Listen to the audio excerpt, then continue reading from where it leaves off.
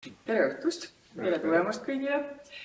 Meil on täna külas kaks naisterahvast, kes mõlemad armastavad lugeda ja on seda, nagu me näeme, teinud täitsa mitmel korral. Üks neist on Heili Sepp ja teine on Monika Siimets. Üks on režissöör ja teine on kohtunik ja kuna nad on võimekad inimesed, siis neil on veel ameteid. Eks nad räägivad sellest võib-olla ise. Ja üks lisaklausel on see, et nad ei ole varem oma tuttavad ja tutvuvad siin teie silme all. Teletasime just vaibada hetke tagasi. Nii et mina soovin siis meile kõigile rõõmsat õhtut ja me saame teada, et mis on need raamatud, mis on neid elu jooksul enim mõjutanud. Tere! Tere!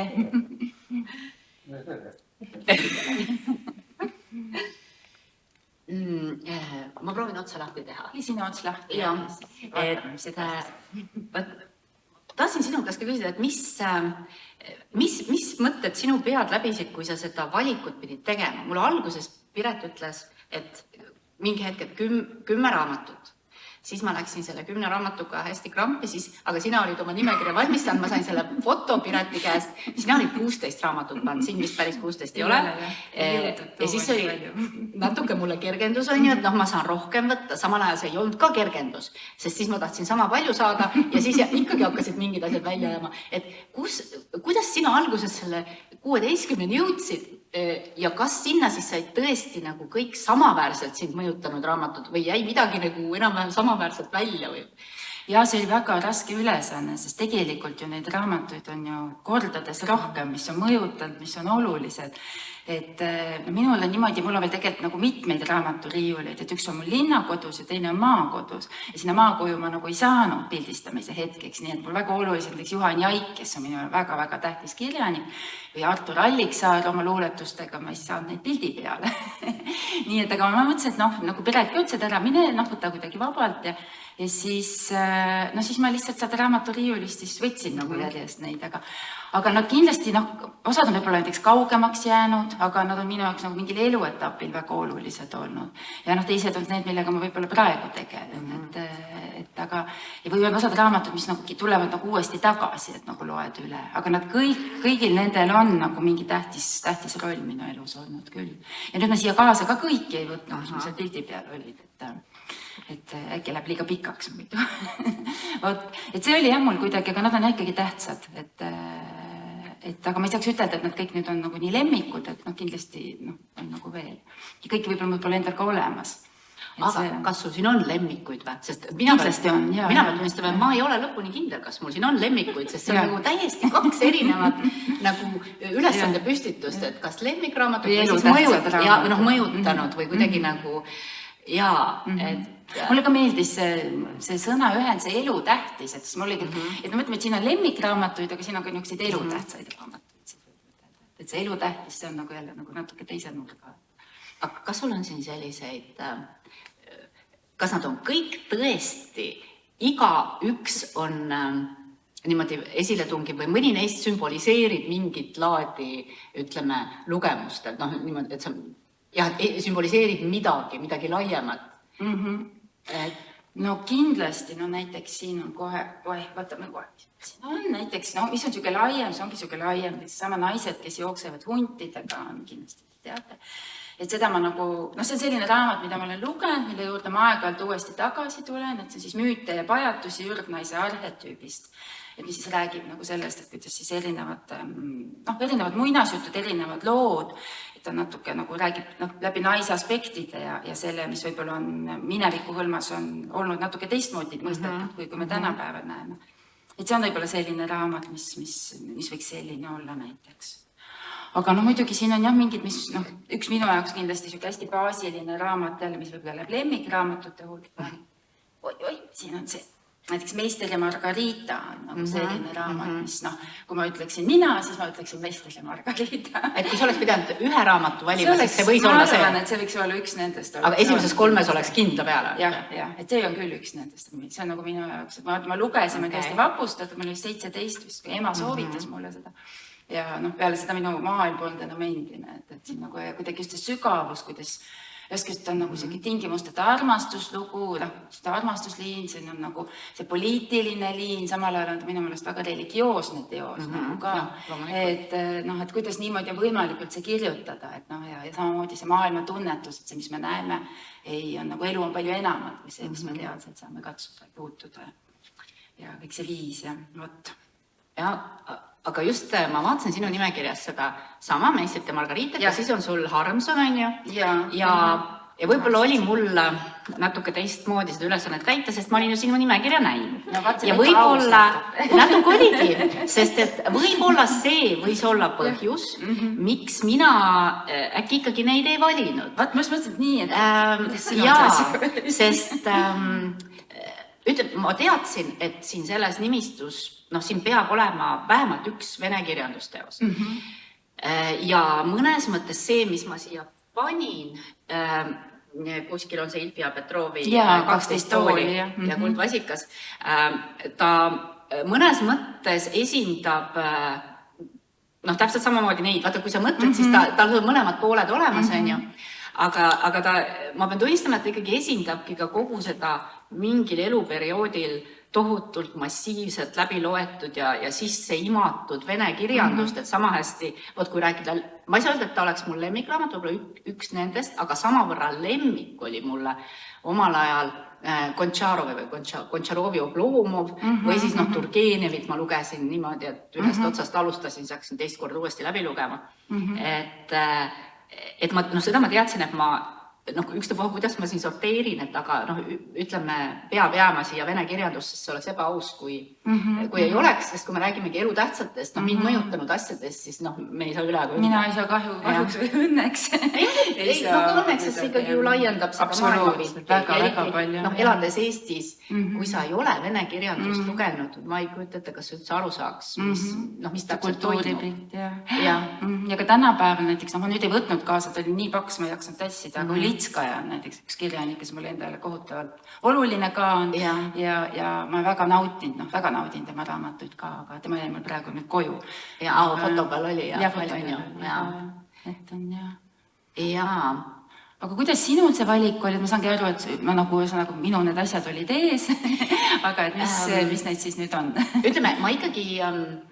Kui ma hakkasin filtreerima, seda võimalusi, siis ma tõesti vist vaatasin sinu nimekirja, et ma ilmtingimata ei valinud korduvaid asju, aga ma selle, kuidas see on siis selle, ütleme, long listi tegin ikka täitsa enda peas, et selle esialgse laiema, kus ma teadsin, et nad kõik siia ei mahu ja siis ma hakkasin, täpselt nii nagu see vene kirjandus sattus siia esindatuna, on ju, siis samamoodi niuke tinglik on siin see Saimaki Härjapõlvaste kaitseala. Et mind on kohe kindlasti tohutult mõjutanud ulmekirjandus, sama hästi, võib-olla minu lemmikuks lapsepõlves ja mis ma arvan mõjutas mind mingil moel ka väga palju, oli äkki isegi hoopis rohkem, kui ma nüüd mõtlen Sannikovi maa, ma isegi mäletaks, see Jermakov või kes see on see vene autor, et see kuulub sellisesse kuldaega. Nagu vene omaaegse siukse veidra ulme kuldaega.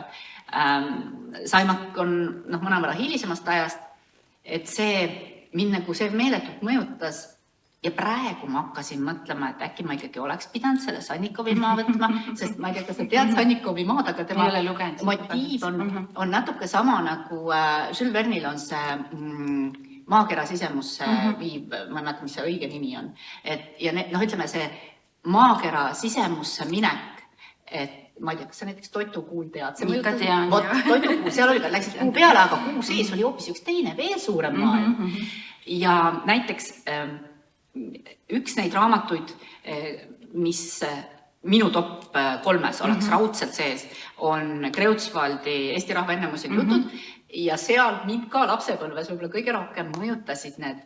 Seal on hästi palju neid maa alla minemisi, et igal erineval moel, ühel või teisel moel nagu tegelased satuvad maa alla, seal juhtub nendega asju, kõik on nagu hoopis teistmoodi ja siis nad tulevad tagasi, on teised inimesed. Ja kuidagi see motiiv on mind hästi mõjutanud, et võib-olla... Väga huvitav. Ja ma olen nüüd nagu, ma olengi mõelnud, et võib-olla see võib olla ka seotud sellega, noh, asi, mille järgi mind osad inimesed tunnevad, on see ööülikooli loeng, see hingepime öö, et noh, tegelikult see on seesama, see motiiv on ju see, et sa lähed kuhugi. Ja see võib-olla sa lihtsalt Sonnikovi maast algus on ju. Aga ulmega ongi, ja nii, et ma jäängi mõtlema, et mulle sai vale ulmeraamat valitud. Aga siin on mõningaid teisi, mis ka nagu eesti kirjandusega oli väga raske, et mul on väga palju lemmikuid.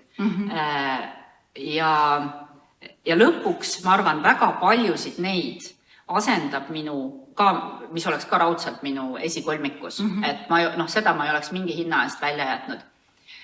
Eesti kirjanduse ajalugu, see on siis Karl Muru oli selle toimetaja. Minule päris väikse tüdrukuna Karl Muru, ta oli üks toimetajaid. Ma vaatan kusjuures selle konkreetse köite puhul teda ei olegi mainitud, aga teistest on, siin vist kokku 4 köidet. Ja ta oli minu mõnes mõttes kangelane, tema nime ma siin nägin. Ja see oli see sari, või mitte sari, vaid see kõik need 4 osa olid minu vanaisa raamatukogus, kui ma olin väikene laps ja ma käisin neid kogu aeg välja kakkumas, aga miks see on huvitav, on see, et siin on hästi paljude teoste ja väga vaatad äkki kõigi vähegi olulisemate Eesti romaanide sellised lühikokkuvõtted ja see kuidagi nagu tekitas must lapsena hasarti, et vaata, sa saad selle kvintessentsi kätte, kui sa loed, on ju, et mis mingis romaanis oli. Aga mis siin oli kõige huvitavam oli see, et siin on ka ikkagi see 2 maailmasõja aegne kirjandus on võetud hästi kõvasti läbi. Nendest neid raamatuid sa tavaliselt riiulites, enam poodides või kooliraamatukogus eriti ei näinud, aga siin olid nad kõik kokku võetud, et siin on, see oli nagu kuidagi hästi võluv oli, et siin on sellised autorid nagu Helga Pärli Sillaots, kes mul ka üheks selliseks lemmikumaks osutus hiljem, Leida Kibuvits, Leo Anvelt, et sellised autorid, keda otseselt enam ei propageeritud. Ja mingil põhjus, ega nõukogude ajal neid nüüd otseselt ka nagu küünele ei seatud. Ja kui ma oleks võtnud lemmikraamatu Eesti kirjanduses, siis see oleks tõenäoliselt olnud Tammsaare Kõrbo ja Peremees. Aga ütleme, see katab minu jaoks natuke seda, sest ta on siin sees ka. Minul vist nii olnud, et ma nagu ei mõtelnud Eesti ja nii, et ma vist tõesti, ma olin raamatu riiul ja siis ma nagu, see oli mul ju lemmik, see oli lemmik, ja siis ma pärast nagu vähendasin sealt, et ma isegi nagu ei mõtelnud nii nagu süsteemselt, et ma kuidagi intuitiivselt nagu täiesti. Ja ma hakkasin alguses ka võtma, aga siis ma vaatasin, et siin on ju veel see ja kuidas ma nende vahel vahet teen. Aga kas sinul on selliseid raamatuid ka, mis mitte niivõrd võib-olla selle loo pärast, mida nad jutustavad, või selle sisu pärast ei ole sulle elus olulised, vaid kuidagi nagu, kuidas ma ütlen, nagu komplekssemalt, osaliselt ka esemena. Et minul on siin päris mitu sellist raamatut, et näiteks vanematest raamatutest ongi, et mul ei ole siin piibel sellepärast, et ma oleks mingi religioosse kasvatusega või et mulle keegi oleks seda väga lapsena ette lugenud, aga ta on siin pigem sellepärast, et esiteks see on mingi, see on emapoolse suguvõsa piibel ja siin olid need sellised sünni ja surmaajad, jumal teab, mis ajast kirja pandud ja siis siin oli, ja siin taga see sisse on kirjutatud, mis oli nagu kõige põnevam asi lapsena vaadata. Maailm loodi, see on käsitsi kirjutatud, 28. septembrist kuni 3. oktoobrini 3988 aastat enne Kristuse sündimist. Et ma ei tea, kes selle tarkuse on siia kirja pannud. Ja see, et see on, vaata, ta on faktuurkirjas, on ju, või nagu tavakeeles öeldakse kooti kirjas, et siit ma õppisin sellist nagu, ta oli seda salapärasem, mida vähem sellest aru sain. Ja see tekst, ka see keel on siin veider. Ja see oli nagu, seda enam ma tahtsin seda vahtida. Ja tõenäoliselt mitte ükski, ütleme nii, et piibel kui niisugune ei olnud mulle oluline, vaid see konkreetne piibel. On sul siin midagi niisugust? Sellist mul nüüd kaasas ei ole, et mul on Ja kui ma tooks sellise näite, et minul ka seondub, kuna ma raamatute juurde, kuigi nagu vanemate kaudu jõudsin, aga ikkagi on nagu vanavanemad väga olulised ja just nagu vanaema raamaturiiul on nagu see, kus ma hästi palju aega veetsin koos vanaemaga ja siis üks selline raamat, mis mul on olemas, ma mõtlesin, et ma võtan ta kaasa, aga siis ma ei võtnud, on Aino Kallase nagu lood ja seal on ka Tinka Raabe on seal üks suur novell ja üldse, kuidas Aino Kallas on need erinevad novellid ja lood, aga seda vanaema luges mulle ette nagu ja ta nagu viitsid lasteraamatut eriti lugeda, ta luges ka Tammsaaret mulle, kui ma olin 3-4-5-aastane, sellised asjad kõik sai nagu läbi ja 7 venda ja kõik need olid nagu minu lapsepõlve raamatud, sest vanaemal ei tahtnud lasteraamatuid väga lugeda. Aga need jätsid mulle väga sügava jälje. Et need on võib-olla nagu sellised teosed. Ja siis lapsena nagu võib-olla sinult see piibel on, meil oli, vanaemal oli vanaisal oli üks suur raamat, kus olid nagu, ma ei tea, saksa keeles pidi olema, kus olid nagu lindude nagu joonistatud linnud, siuksed troopilised ja kõik siuksed, ja seal just siuke nagu, see käis siuke peen, siuke nagu küpsetuspaberi, paber veel vahel ja siis see oli nagu niuke välismaine lõhnas mingitest endistest aegadest, et see oli nagu midagi, mida vaatad nagu, et seda ei lubatud iga kord vaadata, et see tõesti selline, et käed puhtaks ja siis istud ja kas ma nüüd võin seda linnuraamatut vaadata. Aga seda mul enda kahjuks ei ole, ma ei tea, kus see saanud on, aga sellised raamatud on nagu jah, aga siin kaasas ei ole hetkel. Ja kusjuures, kui sa hakkasid rääkima nendest piltidest, siis ega see Eesti Rahva ennemuistsed jutud, ta on vähemalt sama palju kui need lood seal sees, ta on mulle, oli oluline ja põnev ikkagi ka nende piltide pärast, need Günther Reindorfi pildid, et mul siin isegi on mingi, ütleme tegelikult mul on vale väljaanne, see on üks mingi väiksem, ma ei tea, kus see mu raamatute sekka sattus, et lapsena oli mingi suurem, see oli need suuremad, et ja neid just, et tegelikult see ei olegi mitte niivõrd see lugu, vaid see, kuidas see raamat visuaal ja just seesama, kuidas ta tundus, ongi see tekstuur. Ja see lõhn, mis see siis vahel on. Ja võib-olla ei olegi nagu oluline, mis see sind tõmbab raamatute poole, et miski on see, mis sind tõmbab ja siis sa nagu jäädki sinna. Ja. Näljaks, ma just lapsele loen seda Eesti Rahva ennemuistseid jutte, et lõpetasin. Eile meil oli Nupumees pooleli, kes just on maa all. Ja absoluutselt ma räägin ja seal on isegi see pilt, mul tuleb praegu silme ette see, kuidas Nupumees laseb sealt põrgust jalga või sealt. Ta nüüd hakkab just vestlema neidudega. Vaat, et see on nagu. Aga mis on nagu oluline veel, kui rääkida sellistest üldisematest raamatutest, et see on minu ema, kes istub ja see nüüd just hiljuti välja antud on koostöös nagu Eesti kirjandusmuuseumiga Maailmade Vahet. Mare Kõiva, siis Enn Kasak ja siis minu ema oli üks toimetajatest. Ja see kokku on pandud, minu vanatädi oli ta tegelikult on Setomaalt, nagu siit Setomaale rännanud ja ta oli hiljem oli nagu üks Eesti selliseid olulisemaid folkloriste, võib-olla just sellisest nagu Seto folkloori kogujatest, üks Oskar Looritsa õpilastest. Ja siis nüüd siis need nimetatud inimesed siis tegid tohutu suure töö ära ja panid siis tema need kogutud lood, mis on siis enne sõda just 38-40 on nagu seal Setomaal kogutud lood, et on siia kausta vahele pandud. Ja minu jaoks on see ka, et ma ikkagi siiamaani loen, sest need on 2 sellist raamatut, 800 kirjet, see on meeletu kogus, sa jõuabki ühe kohaga seda võtta. Ja vahest ongi seda lugeda suuliselt on huvitavam, kui isegi niimoodi kirjalikult vaadata. Aga see on nagu selline väga, minu jaoks ka siuke monumentaalne teos, et ma ei saa ütelda, et see on nüüd lemmikraamat, et ma veel loen, aga ta on ikkagi väga-väga oluline raamat, siis on väga ägedaid lemmikuid lugusid, et võib-olla ma selle raamatuga isegi tekitan mingisuguse loomingulise asja veel kunagi tulevikus edasi, aga see on jah selline tähtis raamat ka, kui rääkida niukast. Mis on ka siuke nagu perelugu või suguvõsa lugu ja siis, kui sa neid lugusid loed ja siis saad ka nagu aru mingitest nagu vanaema mingitest ütlustest või kommetest või mingist huumorist või et tagantjärgi nagu mõistad, et siis tal on siin veel alguses ta on nagu päevik, koguja päevik, et kuidas ta siis läks minu vanavanaisa ja vanavanaema juurde, just oli mingi kapsaste istutamise aeg ja siis ütles, et kirjutab, et teen tublisti tööd, et siis ikka ema vast juhatab mind mingite õigete informantide juurde. Et saad nagu ka nagu kirju nagu minevikust, et seda on nii tore, kui sa oled kuskil 40 nagu avastada, et nagu vanavanaema kohta, kellest sa võib-olla midagi nii palju ei teagi. Ja, aga kui suures nagu dialoogi mõttes sellele raamatule mul kohe läks, mul läks mõte sellele konkreetsele raamatule. Ja ma saan aru, et mina olengi neid valikuid näiteks teistmoodi teinud, et see on nüüd üks... Ega siit ei ole aru saada, mis see on, aga see on nüüd üks neid raamatuid, kus nagu sisu on kindlasti ka oluline, aga veel olulisem on kõik muu. Sisu on see, et te ei näe, aga põhimõtteliselt see on konvoluut, siia on kokku köidetud Anna Haava esimesed 3 luulevihikut. Esimene siis anti välja 1891 ja siis teised järgnevad siin järgnevatel aastatel. Oota, siin on midagi. Ei ole tegelikult, nad on, esimene anti vist näiteks varem välja, teine anti 1890. Ja ma olin noorena väga suur Anna Haava fanaatik. Mulle just hiljuti üks sõbranna meenutas, et tõepoolest, et ma olin täitsa püsti hull selle järgi.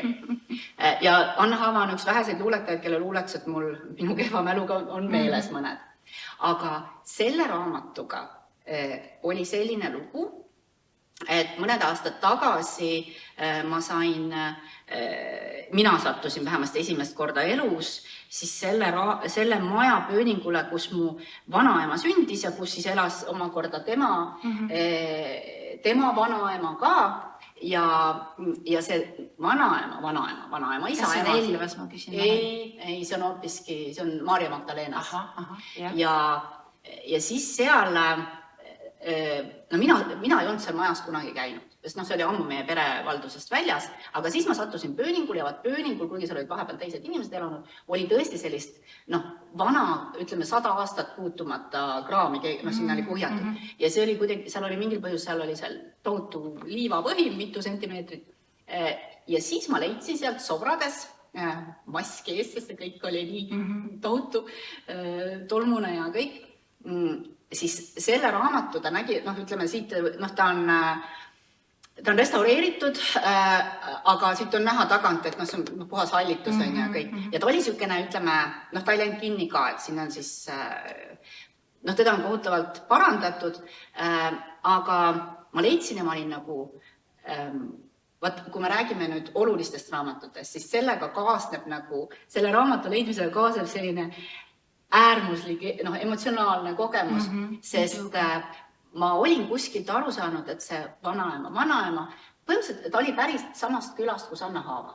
Ja siis ma leidsin selle konvoluudi ja ma teadsin, et mu vanaema oli väga lihtne inimene.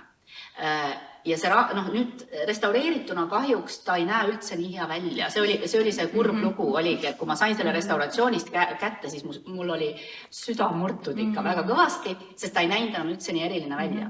Küll, aga ta ei olnud hallitanud ja ta ei nakatanud teisi raamatuid mu raamaturiiulist. Aga ta oli, ütleme, ta oli palju fancy ja oli aru saada, et ta oli kunagi olnud selline et ta oli roosas ja siit ei ole enam näha, aga ta on vaata see, mille servad on kullast, vaata, et ta oli kullatud, ta oli roosas, seal oli pressitud, kirjas oli väga elegantselt kõik peale kirjutatud, mida enam ei saa lugeda.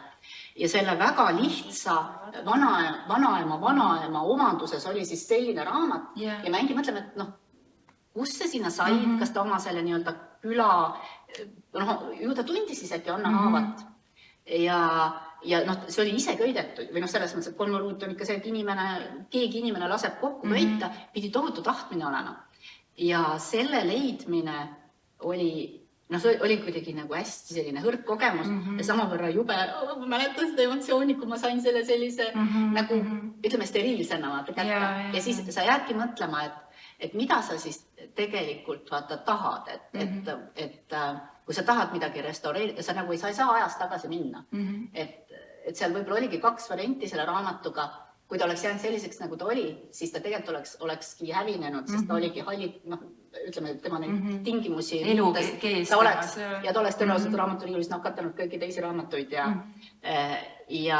aga et selleks, et ta püsiks elus, siis ta on siuke nagu muumia või nagu topis vaata. Nii et ta ongi nagu mälestus sellest, mis ta oli ja eks ma pean taga leppima. Aga tegelikult ongi olulisem, kui see raamat oli ilmselt see hetk, kui ma ta leidsin. See on nagu tervitus minevikus. Jah, täpselt, et sinul on seal selle raamatu vahel, et minul oli ta nagu siin. Ja vot selline lugu oli. Aga kust sul üldse see lugemine alguse on saanud või sinu raamatute armastusi? Aga tead, nii nagu sinagi juba ütlesid, et sulle vanaema luges ette, et minul on siin ka täpselt, see on vanaema piibel, see kirjanduse raamat on vanaisa oma, siis kindlasti mul tõenäoliselt tegelikult ka see Kreutzwaldi ennemuissid jutud olid sealt samast raamaturiiulist. Kalevipoeg, ma lihtsalt teadsin Kalevipoe välja, sest mul juba on Kreutzwald siin, on ju, et minu vanaisa luges mulle peast Kalevipoega ette, et need on ikkagi ennekõike minu vanaisa raamaturiiulist pärit raamatud, mida ma mingil põhjusel käisin seal nagu kakkumas, aga see ei tulnud niisama, vaid ma mäletan, et mu vanaisa ka kuidagi hästi haustas raamatuid, et ta veel tõstis mind selle läbi, et ma mäletan, kuidas ta andis mõista, et mina olen ainus lapselastest, kes oskab raamatuid hinnata ja vaata seda enam ma siis nagu ajasin mina püsti, et mina võin võtta sealt riiulist ja seda nagu kuidagi tähtsam ja põnevam see tundus.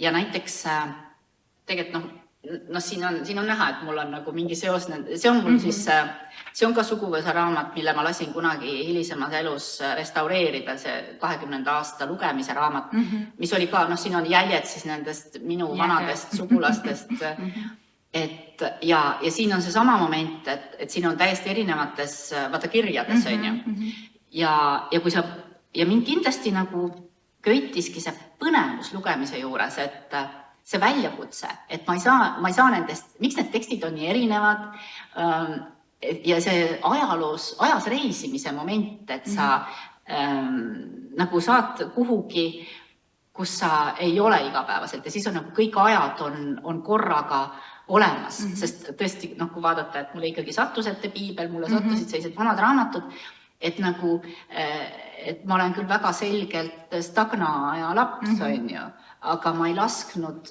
ennast sellest häirida tänu raamatutele. Et selles mõttes ei olnud otseselt midagi hullu, sest kõik need varasemad ajad olid nendes raamatutes olemas ja ma pääsesin neile ligi. See on väga huvitav, et seda tood välja. Ma just mõtlen ka oma vanaema peale, et need samad, see Katinka Raabe räägib ühe mõisaloo või mõtlen, vanaemal olid need Aafrika ja kõik need sarjad, mul tohutult meeldisid kõik need, et kus sa saadki teistel maadel lennata. See sama Tammsaaregi või Väike Illimaar oli üks, mida me kogu aeg lugesime ka ette, kus ta siis ta alati rääkis oma lugusid ja siis tegelikult me läksimegi siis ju nagu Eesti Vabariigi aega. Et otseselt võib-olla sõna-sõnalt nagu ei räägitud, et näed, mis kõik tehti, aga see teadmine, nad isegi, ma arvan, vanaem võib-olla isegi ta ei mõelnud seda, aga tegelikult kuidas meile anti nagu see nagu mõtestatus nagu läbi kirjanduse tegelikult kätte. See on väga huvitav. Kas sul oli siin mingeid mitte eestikeelseid raamatuid ka või oli vist midagi? Mul üks, mis ma võtsin, see on minu jaoks, see on siuke režissööri raamat, see on see kirjale raamat, see on mul väga-väga tähtis raamat. Enne igast võttesse minekut ma loen selle läbi või te loen Sirvin, et ta on nagu selline ja ta ongi tihti on nagu, mis on nagu stsenaariumi ja kõigi nagu, või sellised nagu tehnilisemad. Aga see on mingi Judith West on tegelikult minu õpetaja, aga ma tema juures käinud kursustel ka. Aga siin just on ta nagu kuidagi tuletab meelde, et mingi kõik ära unustada oma intuitsiooni usaldada või et see kuidagi annab nagu, et kui sa režissöör oled, sul on nii palju neid hääli kogu aeg ümber ringi, et ka tohutult mõjutajaid ja kõike, et ja jõuda selle oma veendumuseni või selle oma tõeni ja nagu, et oma usuni nagu välja, mida ma tahan ütelda, et siis see on selline tugisammas, mis aitab nagu tasakaalus püsida. Aga sul, valdavalt, eks see on suurem jagu raamatuid on siin ilukirjandus, et sul ühtegi teises keeles ilukirjanduslikku raamatut ei käinud peast läbi? Ei käinud, ega ma väga palju vist ei loe ka, et kuigi ma inglise keelt, ma räägin lugemistasand, et inglise keelt ma ilmselt, inglise keelt ma võiksin loomulikult lugeda, aga ma nagu ei ole, ma teisi asju, pigem ma loen eriala kirjandust vist, mulle tundub nagu inglise keeles, aga ma ilukirjandust ei ole nagu niimoodi sattunud. Kui ma elasin Iirimaal, Inglismaal, siis ma nagu lugesin, aga ma nagu... Ükski neist siis nii oluliseks ei osuta? Kuidagi ei ole nagu, ma mõtlen et näiteks Oscar Wilde mulle on väga meeldinud, aga ta on eesti keeltega tõlgitud on ja et mõtlen veel, mis on, et ma ei ole nagu, enamus on ikkagi eesti keelde tõlgitud võib-olla, või ma ei tea teiste Shakespeare'i, aga muidugi naudin lugeda inglise keeles, aga võid kuulata, aga jah. Mina ikkagi, see oli ka üks neid asju, kui ma teadsin, et see peab saama siin esindatud ja ma samamoodi, briti kirjandust mina ka ju lapsest peale lugesid väga palju eesti keeles ja ma äärepealt oleks pannud siia uhkuse eelarvamuse siis Jane Eyre, mida ma olen lugenud miljoneid kordi, mingis noh, miljoneid mitte, aga selgelt mitukümmend, et ja see on, seal on, ma mäletan, mul kõik alla joonitud, et noh, kui rääkida lemmikraamatutest, mingist ajast see oli, aga lõpuks ma otsustasin, et ma hoopiski võtan siia selle billeti, noh, mis on Charlotte Bronte eesti keelt tõlkimata raamat, sest see, täpselt jällegi, et sellega käib kaasas see, noh, siuke eriline kogemus, sest see oli nüüd esimene raamat, mille ma arvan küll, et esimene raamat, mille ma süsteemselt lugesin läbi sellepärast, et ma olin otsustanud siis kuskil 20. alguses, et just, et võtta, kuna lugemine, no ongi see maailma avardamise kogemus ja ma ühel hetkel sain aru, et et kõik see, mida ma tahan lugeda, seda ei ole ju eesti keelde tõlgitud ja et ma pidin tegema teadlikult selle sammu, kuigi see oli alguses paras nagu vaimu närimine, et ma hakkan süsteemselt lugema inglise keeles ja see billett oli, sest ma tõesti, ma tahtsin seda raamatut lugeda just seepärast, et Jane Eyre mulle nii väga meeldis, siis ma mõtlesin, et ma tahan seda lugeda ja ma sain selle läbi, ma kindlasti mitte ei saanud igast sõnast aru, aga see tundus mul isegi nagu põnev. No ta enam-vähem ta ongi sisuliselt sama lugu, lihtsalt natukene teises kohas ja teised tegelased. Ja väidetavalt pidi olema ta isegi parem nii-öelda, eks ju, kui Jane Eyre. Tema on kõige parem raamat. Jaa, just nimelt. Ja ta ongi, ja kusjuures kõige naljakam ongi see, et kuna sel hetkel, kui ma seda lugesin, ma ei olnud nagu kodunenud inglise keeles lugemisega, ehk et siin midagi jäi nagu häguseks ja halliks, sest ma olen paraku seda tüüpi lugeja, kes ma lepin sellega, et ma ei saa kõigest aru. Ma loen ka eesti keeles nii kiiresti, et ma ei näe kõiki sõnu, see on selge. Aga ja seda põnevam ta oli, sest ta on ka siuke kooti raamat ja vaata see sama, see siuke hägusus, arusaamatus, see nagu võib-olla isegi annab nagu juurde, et ta ei muutu sulle, täpselt ta ei muutu steriilseks, on ju, et sa ei saa igast asjast aru. Ja et see, aga jah, kusjuures seetõttu lisaks sellele, et see päriselt on hea raamat, see ongi jäänud mulle nagu mingi hästi erilise asjana. Ja ta oli ka omate vägitegust, eks ta oli. Ta on maksvad väike, ja et ma olin päris nagu rõõmus. Ja järgnevad korrad läksid juba nagu paremini. Ja. No, mina mõtlen, et mida võiks lugeda inglise keeles kindlasti, oleks see Qureishi mulle tohutult meeldib nagu ja miks ta mulle just meeldib, kuidagi algus ma lugesin see Äärelinna Buda oli minu, kuidagi ka, et nagu siuke, kui sa igatsed ka nagu välismaale, suurde linna ja kuidagi siukest mõnusat, siukest, nagu ta räägib kunstnike elust ja sellist boheemlaslikust Londonist, kus tõesti on kõik erinevad rahvused koos ja et ma mõtlen tegelikult praegu, et seda võiks inglise keeles lugeda, ma arvan, et see annaks nagu veel paremini nagu seda maailma nagu edasi. Et jah. Mina täitsa sageli loen nagu mõlemas tegelikult, et esimest kord inglise keeles ja siis ikkagi tegelikult mind väga huvitab see, et kuidas ta on eesti keelde tõlgitud. Ja sinul on see tõlkija perspektiiv veel ka kindlasti. Ja just see huvi ka on ju mitte ainult loo pärast, vaid jah, et kuidas nagu millegagi hakkama on saadud. Ja näiteks minul on kahju, et ma vene keelt ei oska nii hästi, et ma vene kirjandust loeks, sest ma just arvan, et see sügavus, mis nagu sealt tuleks veel, et ma ei... Kusjuures ma mäletangi, et selle ajal, kui ma siis võtsin selle suuna ette, siis mul oligi siuke ambitsioonikas plaan, et ma hakkan 3 võõrkeeles lugema. Et oligi, teine oli siis vene keel ja siis 3 oli saksa keel. Ja ütleme nii, et tuleb tagantjärgi tunnistada, hakkama ma sain ainult inglise keelega, et ma teisi ei suutnud endale nii selgeks teha, et naudinguga lugeda, aga ma proovisin toona, kuidas siis ma hakkasingi vene luulet lugema, sest vene luule tõesti on nagu, ütleme, ta ongi vene keeles ikkagi parem, kui nüüd vabaselt öelda. Ja mulle tegelikult tohutult siigi eesti keeles mulle väga vene luule meeldib. Täpselt. Kusjuures Jeseenini see tõlkekogu oli see, see suurem tõlkekogu, oli see, mida ma kaalusin, et kas tõsta see hunnikusse või mitte. Aga luulest me olegi rääkinud, sul oli vist Karevaali sul see? Tegelikult oli mul ka Juhan Viidingu paks raamat, aga seda ma nagu ka ei jaksanud. Ma mõtlesin, et ma ei jõua, kui ma bussiga tulin ja kotikesega neid tassisin.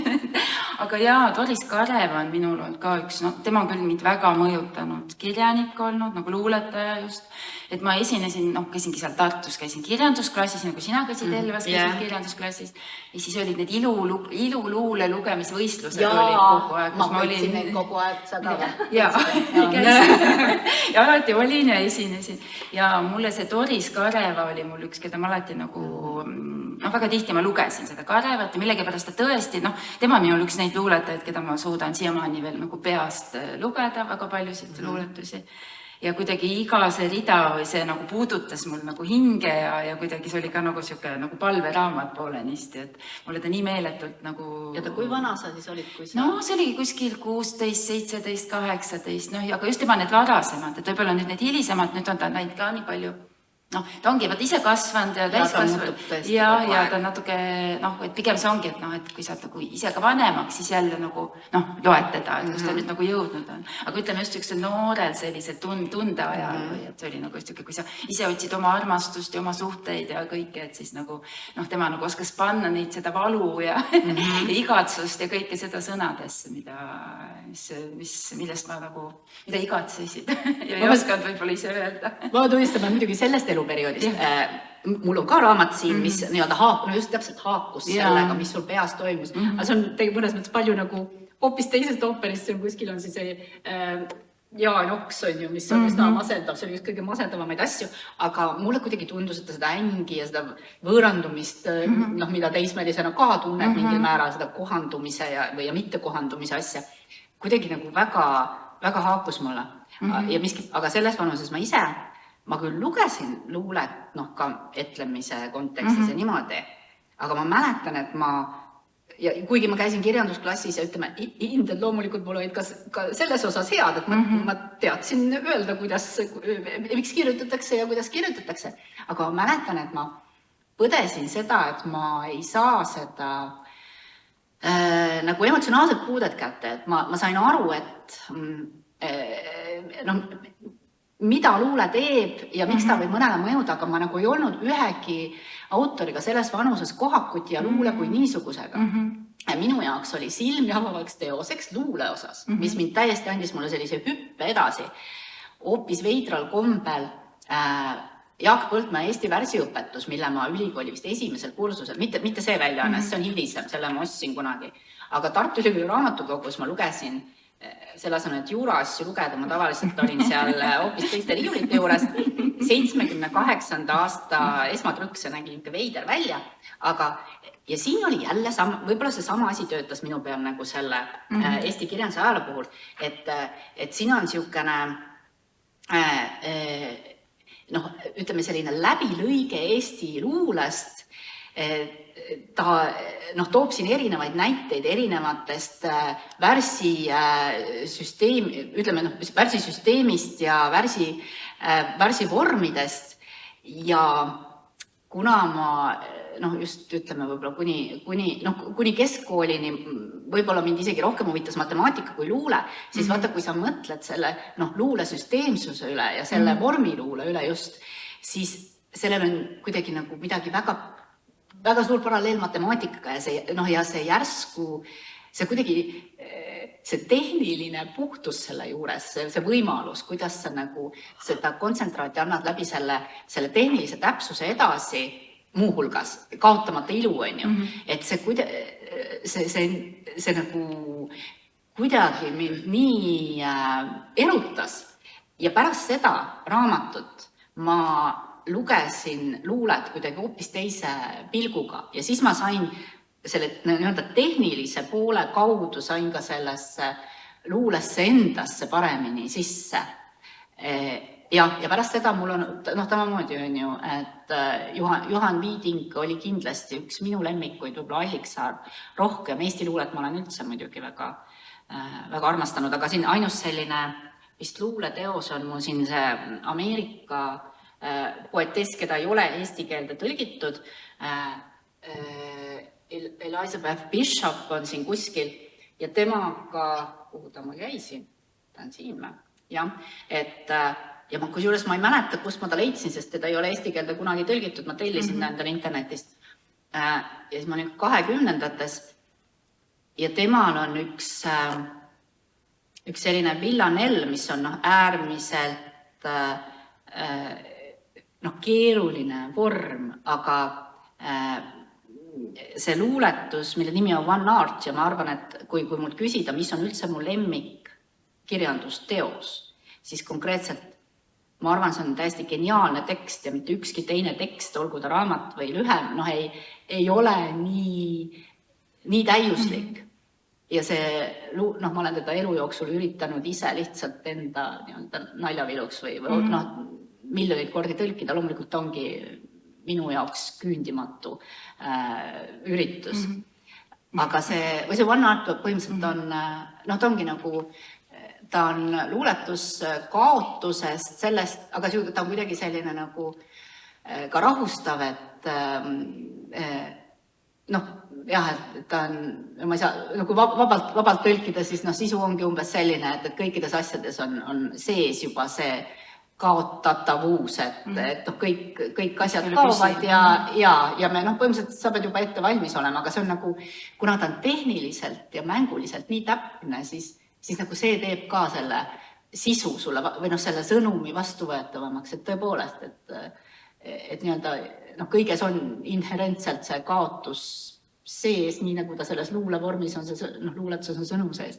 Ehk et ütleme, nagu sa aru said, emotsioonid on mul olemas väga tugevad selle luuletusega, aga eks igaüks... Aga väga huvitav, mina isegi pole nii mõelnud, et luuletus, et sa oledki nagu läbi vormi oled jõudnud nagu sisuni. Minul ikka pigem vastupidi olnud, et tõesti loed ja nutad nii meeletult läbi või see Alliksaar ja et kõik see on nagu nii... et ikkagi see sõnum ja Mari Under või et kõik, et see on nagu elad seda ise, ma ikkagi nagu elan luuletusi, ta on ikka lühike vorm, sa elad nagu füüsiliselt lausa läbi ja emotsionaalselt, on ju. Ja siis sealt edasi hiljem, kui nagu saad suuremaks või saad aru, et kuidas tehtud on või et näed, et siin on vabavärss või mismoodi, on ju. Et aga ma niimoodi isegi ei ole kunagi osanud nagu mõelda või et selles mõttes on päris huvitav. Mina jaoks üldse teadme teosed nagu kuidagi nagu mina õppisin tegelikult, ma astusin kirjandusse, rahvaluulesse, ma õppisin seda 2 aastat ja siis mõtlesin, et ja siis ma tegelikult läksin rahvaluule suuna peale lõpuks üle. Aga ma sain aru, et ma ei ole nagu akadeemik, et me lihtsalt ei ole, et midagi ei ole teha, et nagu hingelt või kuidagi, et mul kuskil mujal nagu see tung nagu selline. Aga jah, minu jaoks jah, see on nii põnev, et näiteks ütlete, et Eesti kirjanduse ajalugu on nii äge, et mulle tuleks nagu pähegi, et ma seda nagu loen, või muidugi ma loen ja vaatan, aga võtan ja hakkad nagu seda et siin on nagu kõik nagu kokku pandud. Ma arvan, ma olin ajast ees, sest vaata tänapäeval on see, et kõik tahavad kontsentreeritud imada ja minu samamoodi on. Nii äge, et mõtlen, et Karl Murumaa rõõmustab kuskil. Ma arvan, seal on teispoolsuses on väga tore olla, et on nii äge. See on väga lahe.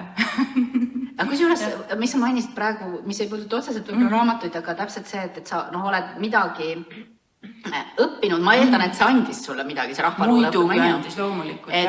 Mina olen ka paljusid asju õppinud, mõne asja ma olen ka ära lõpetanud, aga mõnda ei ole, et inglise filoloogiat ma õppisin ka Tartu Ülikoolis ja see andis mulle väga palju, see nii kaua, kuni ma seda õppisin, ma õppisin vist 1,5 aastat. Aga ma olengi mõelnud, et ma nagu et võib-olla see akadeemiline kurikulum ei ole minu jaoks, et ma seon ise oma kurikulumi, on ju, et ongi, et sa oled sealt saanud 2 aastat või kaua sa õppisid, sa said selle kätte, mis sa sealt said, siis mõnest teisest asjast, mõne oma kurikulumi osa oled sa ise endale kokku pannud. Muidugi, ja me ise moodustame selle oma hariduse. Just, jah. Ja võib-olla see tänapäeval ongi palju, nii me elame, et meil ongi palju erinevaid oskusi, erinevaid asju, et selles mõttes et võib-olla, ma ei tea, see tulevikuõpe ongi selline. Ma vahest mõtlen, et sa saadki nagu valida kuidagi laiemalt ja siis sellest moodustub mingi üks asi. Muidugi on mingid erialasid, arstina sa ikkagi pead õppima meditsiini ja nii edasi.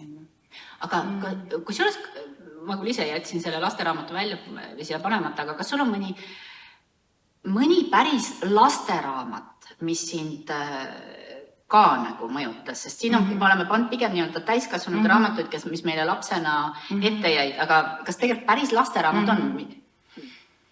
ma mõtlen, siia, muidugi see pole lasteraamat, aga ma seda ikkagi lapsena hakkasin lugema, aga ikkagi selle Tarelli Minu pere ja muud loomad, et see, ta on niisugune kogu pere raamat ikkagi. Et see mulle ikka on tohutult meeldinud, et mulle üldse need Tarelli, just need Kreeka lood kõik on mulle väga-väga meeldinud, mis ta hiljem oma perest ka kirjutab ja kuidagi, et ühest küljest kõik see Kreeka maailm ja see vahemereline elu nautimine, ei pea kõike nii tõsiselt võtma ja mina olengi just nagu, see vanaema ka, ma mäletan, et ärge liiga tõsiseid raamatuid, et elu on niigi nii karm, et tahaks nagu naerda.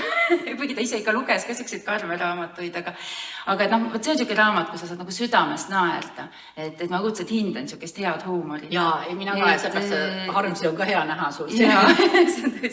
Aga tema on nagu eriti, et kui sa tahad nagu sellist, et ikka Kreekas nagu käid ka, sealt ja nagu mõtled kõikide selle eluhetke ilu nägemisele ja nautimisele ja see on üks. Aga ma mõtlen veel lasteraamatud, ma muidugi muinasjutte tohutult palju lugesin, et kõik need Sajarahva lood ja et mul olid ikkagi muinasjutud, aga ma mõtlen, issand, kas vanemad mäletavad, mis mulle lasteraamatutest väga, ikkagi need, ma ei tea, naksitrallid või need, aga mul ei olnud, et ma oleks nagu hulluks nende pärast, et mul nagu sellist asja ei olnud. Pigem olid nagu muinasjutud või mingid muinasjutud tegelased või kuidagi erinevad maad ja rahvad ja kuidagi see oli just huvitav.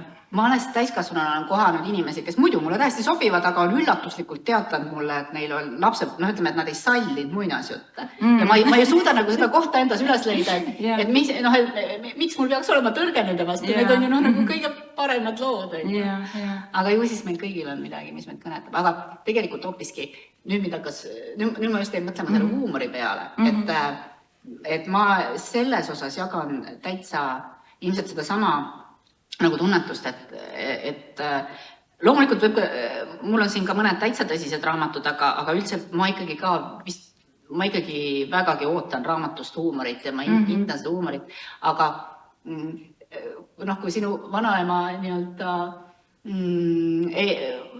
ei pidanud tõsiseid raamatuid. Ei, talle väga mei, vabandust, seda oli viga, sest tegelikult just Põhjamaade kirjandus ja kõik see Kristiina Lauritsa tütred ja kõik need oli nagu, selles mõttes, et ta ikkagi väga-väga luges neid, aga ta kuidagi, aga ikkagi, ta rõõmustas ikkagi, kui sattus nagu selline nagu midagi muud ka. Aga selle just huumori ja samas selle tõsise kombinatsiooni mõttes oli minu jaoks, ma ütlen selline, ma mäletan, et see oli nüüd üks neid raamatuid, mis mind üsna täiskasvanu eas nagu vapustas või oli midagi totaalselt erilist, sest tõenäoliselt küllap on sulgi see, et mida vanemaks sa saad, seda vähem seda raskem on vaata vapustada uue raamatuga. Sa oled ikkagi nagu enam-vähem, see võib olla tore raamat, aga ta ei ole enam nii uudne, aga kas ma olin võib-olla ma olin 30, siis ikka ka juba täis, et kui ma ei tea, kuidas ma sattusin selle, ilmselt see oli see minu leedu kirjanduse periood, Paalis Rooga Jumalate mets, ma ei tea. Mina kahjuks ei ole seda lugenud. Film on ka olemas tegelikult, sest ma filmi ei ole isegi näinud. Aga see on iseenesest sellisest surma või kontsentratsioonilaagris viibitud ajast. Hiljem ma olen leidnud, on veel üks, kas ta on Poola autonom Borovski, temal on ka nagu lood, mis on, ta on natuke sarnane selles mõttes, et see on mälestuste põhjal tehtud raamat, võib-olla siin on mingeid ilukirjanduse kommente, aga põhimõtteliselt ta ikkagi on mälestuste raamat ja see on nii vaimukas, et see on haige, sest see on ka õudne, see on kohutavalt õudne ja see, et nii on võimalik kirjutada, see ütleme, jah, piltlikult öeldes, kui ma seda lugesin, siis ma lugesin kogu aeg nagu suu ammuli seda, et kuidas see võimalik on. Ja siis sa saad aru ka, et võib-olla, et ilmselt siin on see moment, et sellist asja saavad endale lubada need, kes on ise seda läbi elanud. Võib-olla umbes sellele samal ajal, kui ma seda raamatut lugesin või pärast, üsna vähe aega pärast seda tuli see Sibelise küüditamise sketš, mis oli palju diskussiooni tekitas, et kas sellist asja tule saab nalja teha. See siin on hullult naljaka. See on pööraselt naljakas, aga ikka päris õudne. Ja see võib-olla ka nagu julgustas mind lugema, pärast seda ma lugesin päris päris kaua aega ja päris palju olen lugenud just neid sellist nagu kollektiivset traumat puudutavat kirjandust ja just sageli see on ilukirjanduse vormis, et ilmselt no see on minu eluperioodis ka väga, see siiamaani tegelikult mulle väga oluline, või see satub või see alati puudutab mind nagu ikkagi väga-väga. No seesama Seltsimees Lapski, eks ju, kindlasti see, aga üks selline raamat, mina olen leidnud, on see Isak Bashevitš Singeri, tegelikult mulle kirjanikuna ta mulle väga-väga oluline, teiste raamatutega ka, aga üks raamat, mis ma talt nagu leidsin, on see Eksinud Ameerikasse, ma ei tea, kas sa oled lugenud? Tead, ma ei ole seda lugenud. Aga seda, see on nüüd täitsa nagu autobiograafiline lugu, kus ta räägib enda siis väljarändamislugu, et kuidas ta siis nagu Poolast ära läheb. Aga see on nagu selline, mind hästi mitmel viisil puudutas, et esiteks ta kuidas nagu üldse milline, mis toimub nagu Poolas, et kui ka samamoodi, et kui tegelikult mingis mõttes kommunistlik on kogu see juudi kogukond ja hästi palju sellist üllatust, nagu, mida ma nagu ei olnud mõelnudki kunagi. Aga hiljem, kui ta siin Ameerikasse jõuab, et tema kunstnik jälle ja siis seal ees on kõik need juudi ärimehed ja siis kõik sugulased püüavad teda siis küll hakata mehele panema või naist otsima ja talle mingeid asju leidma ja kuidas ta seda ei taha ja tegelikult Ameerika üldse ei meeldi ja see nii tühine ja ta on nagu täiesti nagu siukses ängis on ja ta tundub, et ta ei oska üldse kirjutada ja siis lõpuks ta lõpetab kuskil mingis suvalise linna mingis hotellitoas nagu täiesti siukses enesetapueelses meeleolus. Ja mina ise olen ka nagu loojana väga rasketest kohtadest läbi käinud aga et mind kuidagi väga puudutas, et üks inimene, kes on saanud Nobeli preemia, võib nagu endast nii vähe arvata või olla nagu nii suurtes sisemistes kriisides ja nii madala enesehinnanguga või kuidagi see oli nii lohutav oli lugeda, et mina võin ka lubada endale, kui juba tema on sellistest põrgudest läbi käinud, aga et siin on nagu koos see nagu selline kirjaniku tee otsimine ja samal ajal, eks sa kaotad oma kodumaa ja kes sa siis üldse oled nagu. Ja kusjuures täpselt see nii-öelda narratiivi tüüp, need sellised nagu ütleme siis need sellised alienatsiooni lood või need lood, kus pidetust, kodutust, äralõigatust, nagu seda kogemust kirjeldatakse. Ja suur osa neist on need emigratsiooni lood. Et need on mind ka köitnud, et mingi periood ma lugesin just selle samal põhjusel Eesti pagulaskirjandust. Jällegi täiskasvanuna ma avastasin selle enda jaoks. Aga tegelikult, ma arvan, seesama noore ja Camus võõras, aga see jääb ka sinna sellesse aega, kui ma olin hirmus oksafänn, et nad on mõlemad koodiperiood, jah. Isegi mitte koodi, aga ta on nagu, kuigi võib nii öelda. Sinu koodiperiood. Jaa, aga jah, just see nagu kuulumatuse tunne on ju. Ja see, ma mäletan, kuidas siis ma olin ikkagi noor tüdruk või et sa nagu ei, sest tegelikult see on oluliselt, võib-olla sa ikkagi jah, tõesti selles vanuses ütleme siis kuskil 16 sa nagu tegelikult ju ei adu kõiki neid kihte, aga ma mäletan, et see oli meil koolis lugeda ja võt see oli üks neid raamatuid, mis ta puudutas mind niimoodi umbes samal moel, nagu öeldakse, et vaata liiklusõnnetus tõmbab inimesi ligi, et see on vastik, sa ei taha, sa ei peaks seda lugema, sa ei saa või vaatama, aga sa jääd sinna ja tardud. Ja sellega oli niimoodi, et ma sel perioodil, ütleme, selleks, et võib-olla keegi teeks mul koolis käsitöö ülesanded ära või midagi, siis ma ise kirjutasin kirjandeid klassikaaslastele. Ja vaat see oli üks neid, ja ma väga nautisin seda. Ma nautisin näiteks eriti seda kogemust, kui ma sain sama teose kohta kirjutada erinevaid kirjandeid erineva häälega. Kehastada erinevaid. Ja ma täitsa, ma kirjutasin kirjavigadega piisavalt mõõdus, seda tüüpi kirjavigadega, nagu see inimene kirjutab, siis ma nagu üritasin inimese maailmavaadet tabada ja vaat selle Camus võõra kohta ma kirjutasin lisaks enda kirjandile veel 2 tükki ja ma mäletan, kuidas meil oli valida, mis raamatu kohta kirjutada, aga ma just valisin nendele inimestele selle romaani kirjandi kirjutamiseks, et ma saaksin nii-öelda öelda välja täiesti teise rakursi alt, sest ma tegelikult oligi nagu mu enda suhtumine sellesse, mis ma sealt lugesin, oli nii konfliktne, et ma ei saanud seda panna ühte käsitlusse ja mul oli selleks vaja kehastuda. Ja ma mäletan, 2 neist olid veel täiesti vastandlikud, et üks mõistis selle peategelase hukka ja teine nagu väga mõistis ja ma ei mäleta enam kumbani. Et aga jaa, et see mind, just need sellised nagu sobitumatuse lood või et kas ma kuulun või ei kuulu, et ja noh, mõtled see selline... Üks raamat, mis sellega seoses jälle ma väga soovitan üldse siin olijatele ka lugeda, sama Juhan Jaik, et me teame teda kui sellist müstilise kirjanduse seda lugu, aga minuga, et oligi, Elin Toon on teine pagulaskirjanik, kes mulle väga meeldib. Mulle ka. Ja siis Juhan Jaik. Ja Tiroolia on üks raamat, olin ta juba välja laenanud, ma ei saanud teda siia tuua, aga kus ta siis räägib enda seda teekonda nagu eestlasena, siis ta tegelikult lõpuks jõudis Rootsi, aga selles raamatus ta jõuab Saksamaale.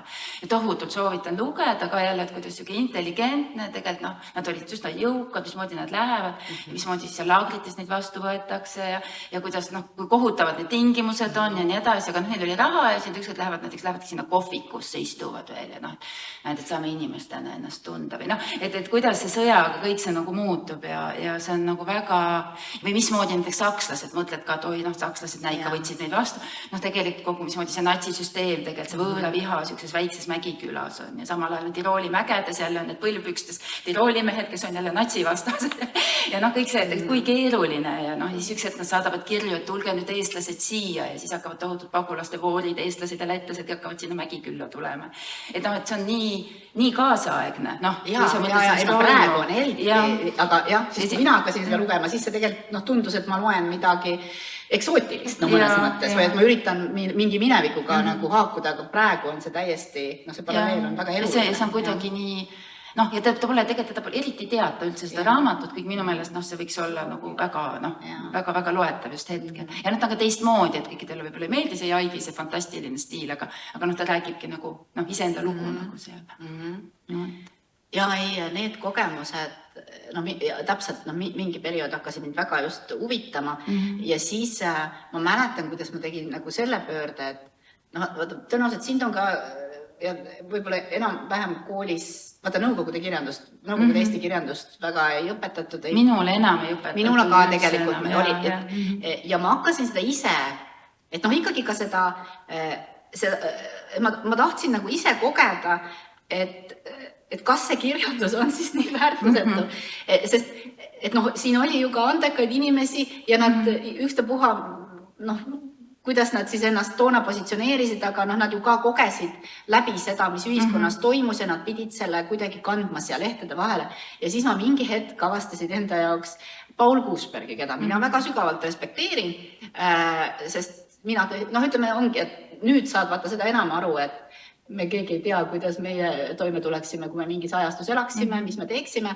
Ja see oli minu jaoks ka üks neid selliseid ootamatult vapustavaid raamatuid, oli see tema Süda suvel, mis ongi just sellest ka sellest ajast, kui Eesti rahvas mõnes mõttes lõhestus või kuidas 41 aasta, et ongi, et täpselt natukene ka see sama asi, mida tajusid need pagulase eestlased, see, et kui inimesed on sellistesse järsku vaenuleeridesse nagu jagunenud ja siin, eks ju, need rahvuskaaslased ja minu meelest see on väga kaasaegne, aga ka ausalt öeldes mina loen, et ta on suutnud väga objektiivselt ja psühholoogiliselt nüansseeritud kirja panna need erinevad positsioonid. Siin tõsi küll on see, et ütleme siis, et võib-olla siis vale suunda esindav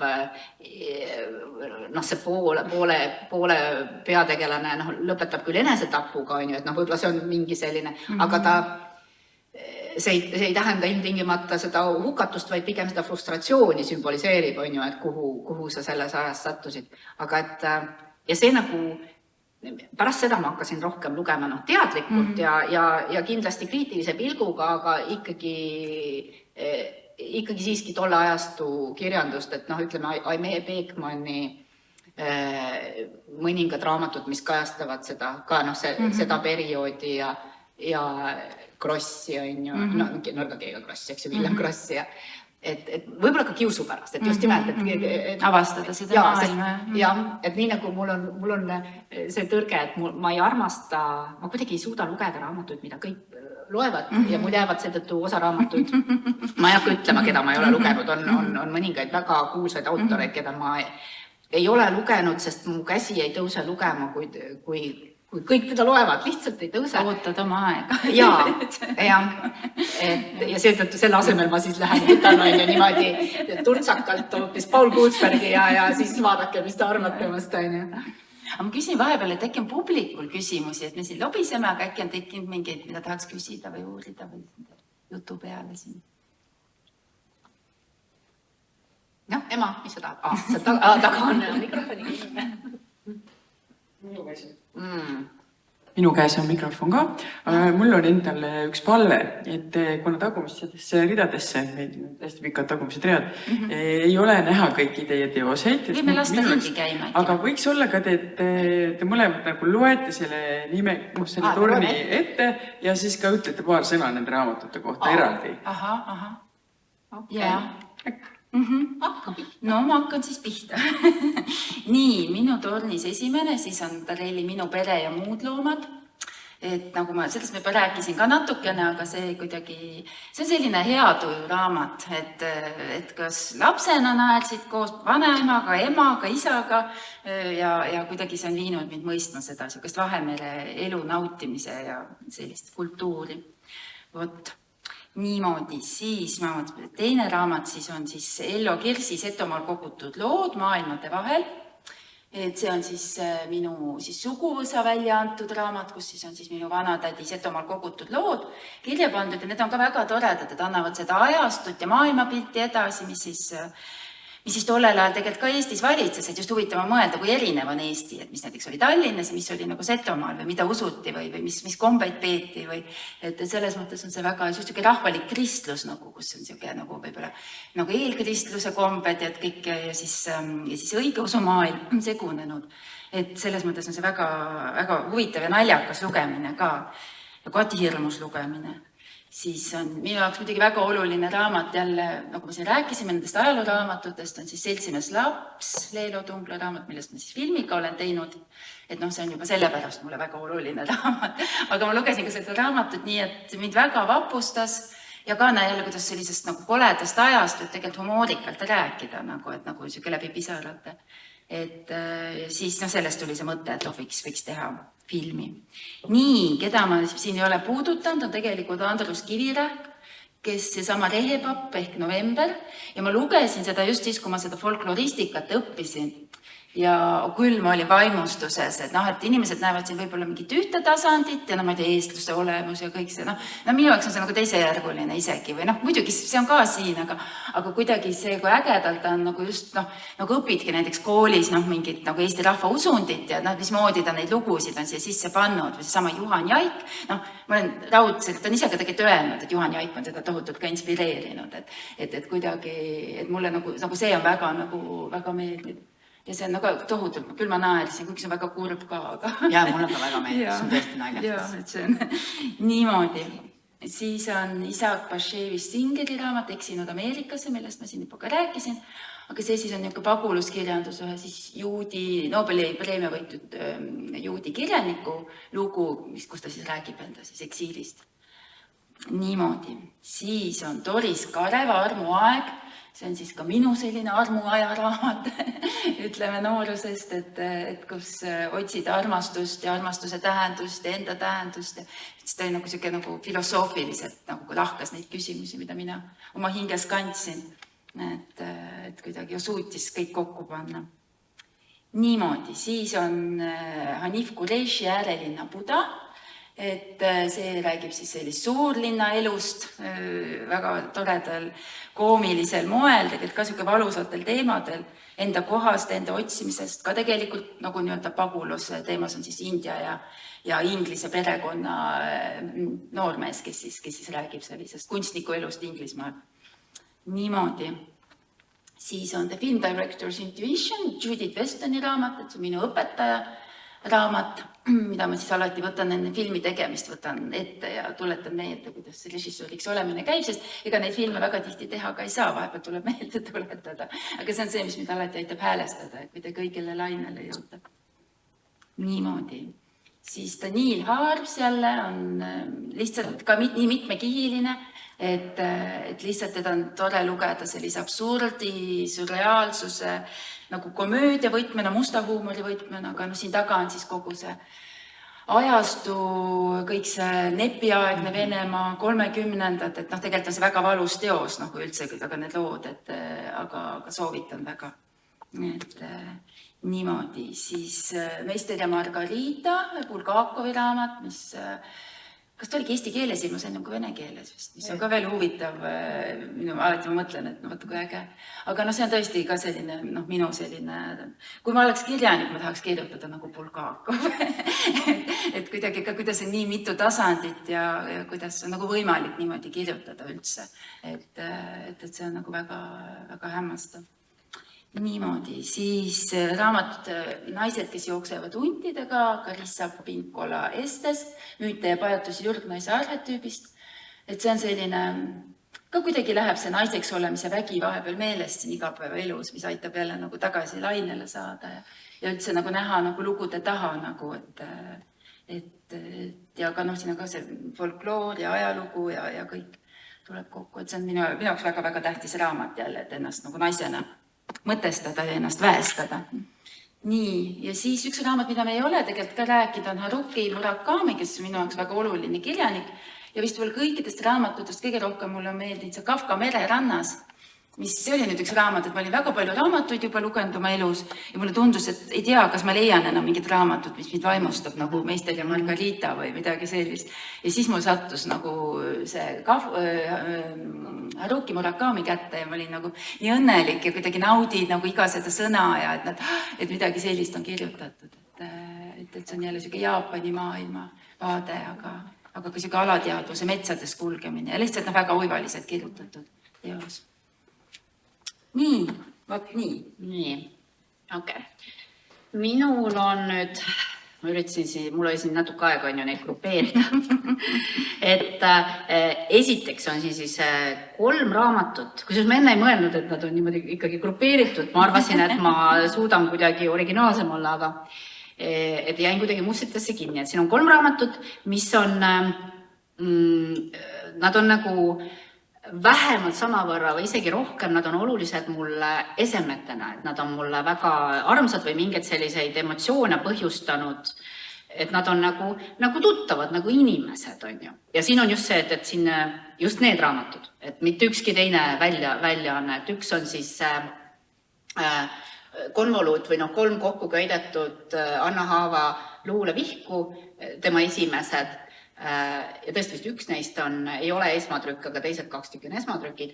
Ja see mina saan aru, et minu vanaema, kes oli Anna Haava eakaaslane sealt samast kuskilt kõrvalkülast ja minu meelest üldse nii-öelda profiili järgi ei oleks pidanud olema eriline luulehuviline, siis mingil põhjusel see tema vara sees oli ja sattus minu kätte alles, mina olin pealt 40, kui ma selle leidsin juhuslikult. Ja just see, et ta nagu, ja niivõrd, kuivõrd ta nüüd siin sellise muumia või topisena on, et ta ei ole enam, et siin on väiksed kohad, mida ma saan võib-olla käega puudutada ja öelda, et tema tõesti puudutas, äkki on DNA siin, aga ülejäänu on kõik keemiliselt välja töödeldud, nii et olge teinekord ettevaatlikud, kui te lasete midagi restaureerida, sest ta võib siis oma nagu võib-olla ka mingi hinge ära kaotada. Aga ja lisaks sellele mul Anna Haava on alati väga südamelähedane olnud. Siis on selline raamat, siin on jälle siin te näete väga hea kvaliteediga restaureeritud raamatut ja see on tõesti, siin on tehtud imesid sellega.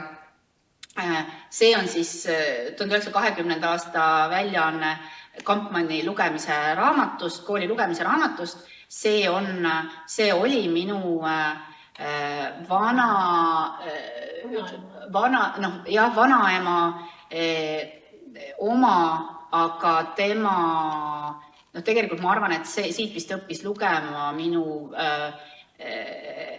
ütleme, võib siis öelda tädi, kes lapsena ära suri kunagi Eesti Vabariigi ajal, hoopis nagu vanuselt kuulus teise põlvkonda, keda loomulikult ma ei ole kunagi näinud. Ja siin on just need tema tindiplekid ja tema mingid sokerdused ja see esindas minu jaoks mingit veidrat kättesaamatut aega ja ma ise õppisin siit ka lugema. Täpselt siin on faktuur kirjas, siin on igast veidraid lugusid, siin oli jumalast mingeid lugusid ja ma ei tea, täitsa veid.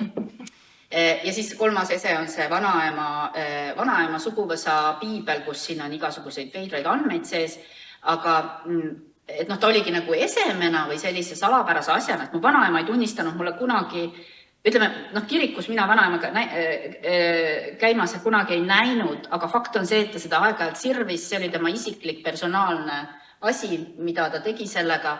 Ta ükskord mulle möönis, et ta Jumalat usub, ma saan aru, keegi teine suguvõsas ei teadnud, et ta usub teda. Aga tal polnud ka mingit vajadust seda kellelegi öelda.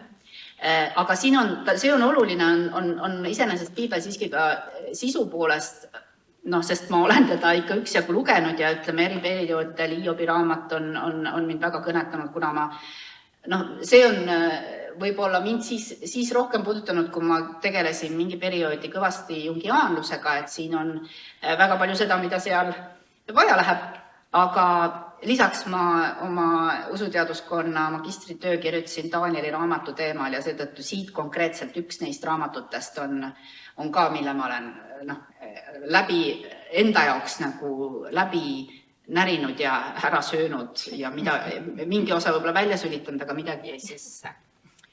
Siis ma õudusega avastasin, kui ma kuulasin su juttu, et siin on üks, ütleme siis selline nagu masendav plokk. Ma arvasin, et ma ei dubleeri asju, aga ma vist ikkagi jällegi, see on mingi muster. Et esiteks on siin kõnetanud Jaan Oks, on ju Hingemägede ääres, see oli tõesti see sama väljaanne, mida ma noore tüdrukuna lugesin. Minu jaoks muidugi ületamatult olidki need tema sügise kirjeldused, et ma olen täpselt see Kiviraha rehepapp ehk november on ju.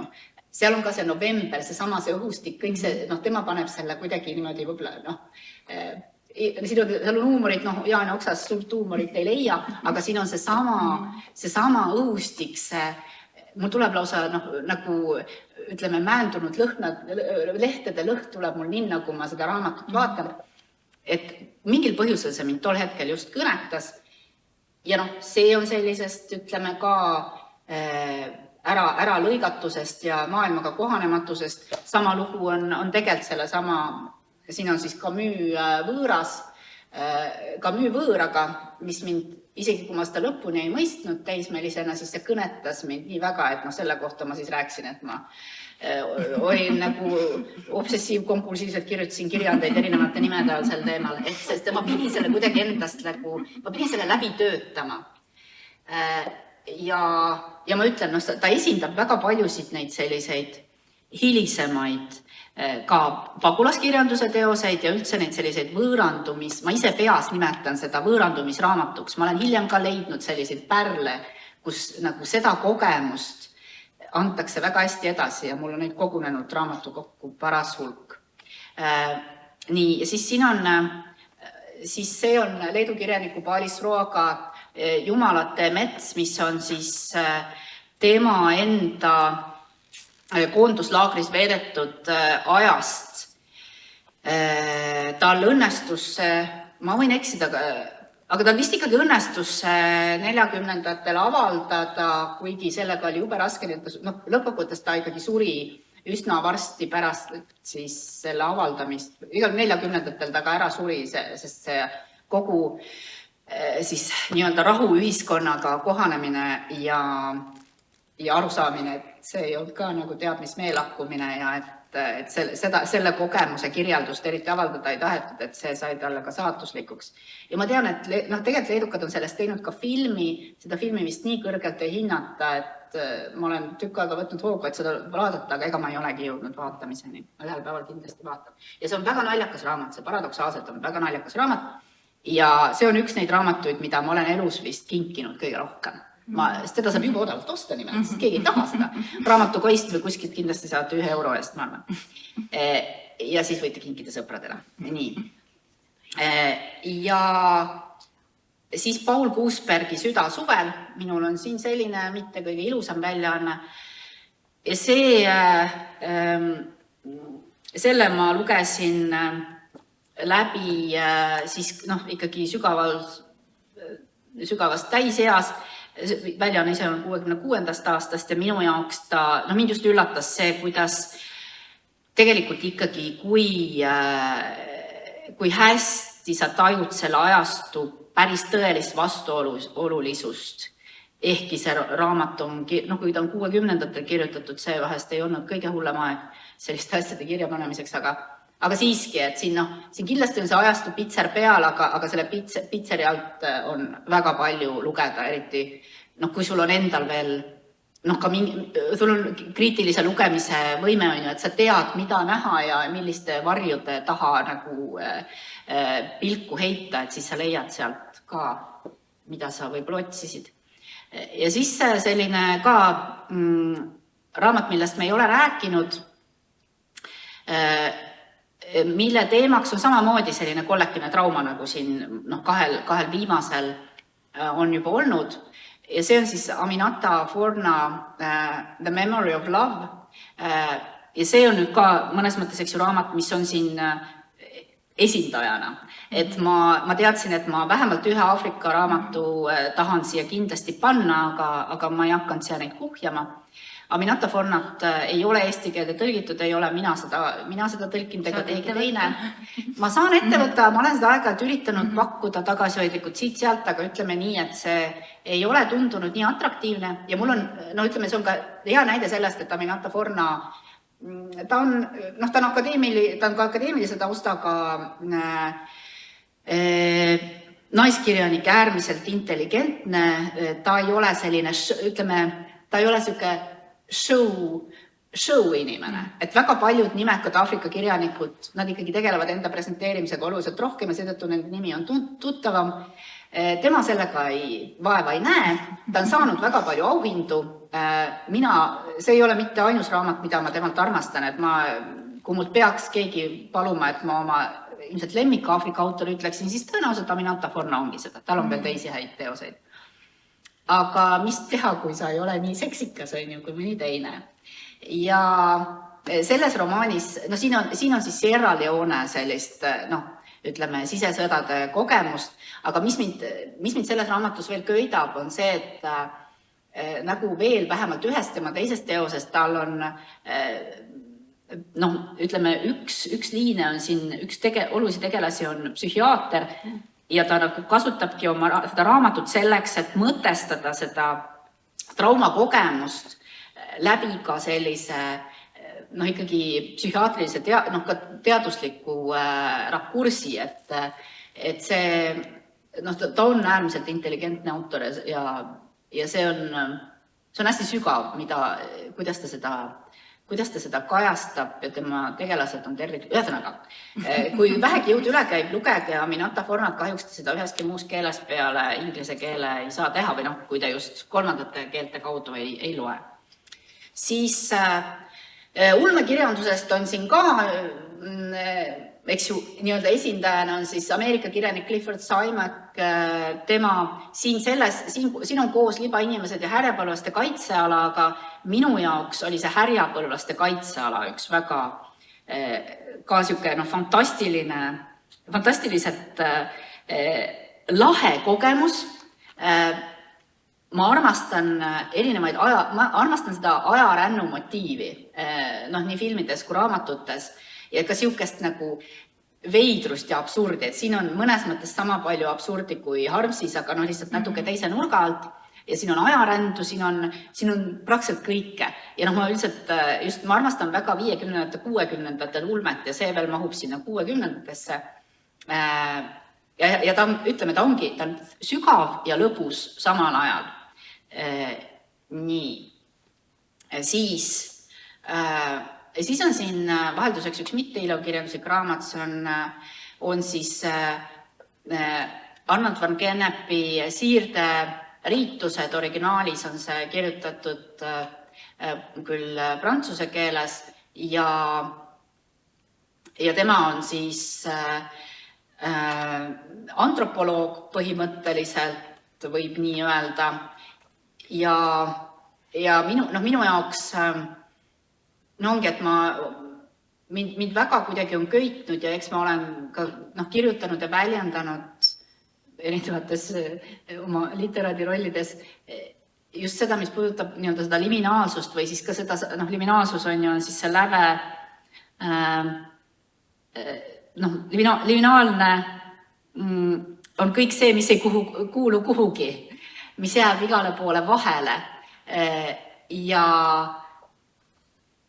noh, tema muidugi räägib spetsiifiliselt siin siirderiitustest ehk et üleminekuriitustest, aga see siirde või siis see läve motiiv on nagu mõtestatav mitmeti ja kui mina seda lugesin ja hakkasin nii-öelda, kui see mind nagu köitis, siis jah, mina pidin lugema seda veel inglise keeles, et nüüd õnneks on ta siin vahepeal eesti keelde ära tõlgitud ja väga vahvasti tõlgitud.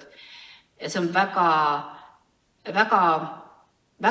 põnev ja võib-olla see mõttekoht just selle teema juures ongi see, et me oleme oma ühiskonnas eestlastena oleme nii ilmalikud või siis mõned ütlevad, et me ei ole ilmalikud, et meil on see uus vaimsus, eks ju, et me lihtsalt kuidagi ei mahu selle organiseeritud religiooni alla, seda me võib-olla mõnikord põlgame ära, aga tegelikult me oleme mitte klassikalises mõttes võib-olla siis ratsionaalsed väga paljuski.